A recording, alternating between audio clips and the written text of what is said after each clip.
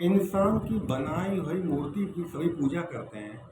भगवान की बनाई हुई मूर्ति नफरत लोग करते हैं। भगवान की बनाई गई मूर्ति ये क्या है?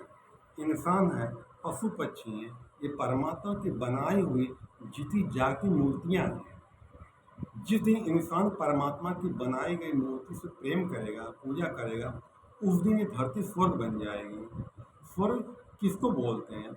जहाँ प्रेम है वहीं स्वर्ग है, और जहाँ नफरत है वहाँ नर्क है। हर इंसान प्रेम का भूखा है, हर जीव जंतु प्रेम का भूखा है, यहाँ तक कि परमात्मा भी प्रेम का ही भूखा है। इसीलिए तो कहते हैं प्रेम के बस में है भगवान। जो लोग मीट मछली खाते हैं, मुर्गा बकरा खाते हैं, मैं उनसे कहना चाहूँगा 2 मिनट जब बकरा मुर्गा कटता हो तो खड़े होकर देखो जरा उसको। जो कट रहा है कितना तड़प रहा है, चिल्ला रहा है, खून निकल रहा है, आखिर वो भी तो जीव है। भगवान ने खाने को अन्न दिया हुआ है, किसी निर्दोष प्राणी की हत्या करके मांस क्यों खाएं? ये राक्षसी भोजन है। एक बात मैं और बताता हूँ, जैसे इंसानों को रोग होता है, हर इंसान कोई ना कोई रोग होता है, तो जानवरों को भी कोई कोई रोग होता है। वही मार मार के काटे खा लेता है, कोई रोगी हो जाता है इंसान है।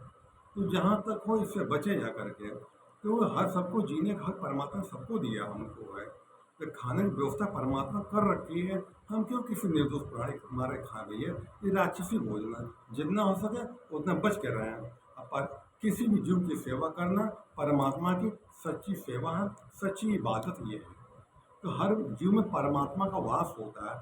किसी की सेवा कर देंगे उसका रोम रोम आशीर्वाद देता है, और किसी को परेशान कर दोगे, रुला दोगे, धोखा दोगे, उसको रोम रोम बदुआएं देता है। वो कहीं जाता नहीं है, वो लगता है वो है।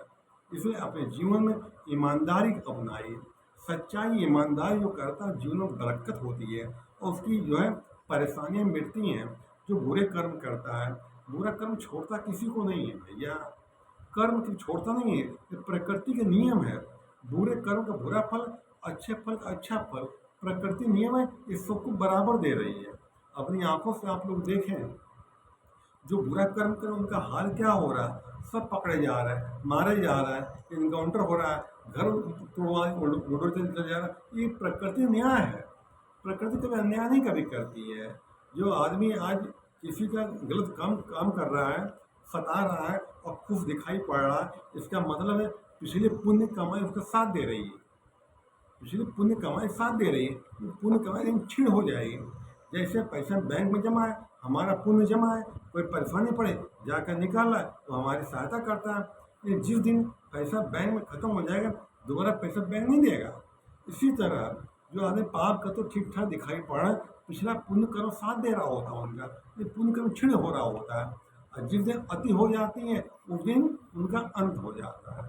इसलिए बुरे कर्म बचें, बुरे लोगों से बचें, अच्छी पुस्तकों का अध्ययन करें, अच्छे लोगों के साथ उठे बैठें, इसमें धोखा न करें, अन्याय न करें।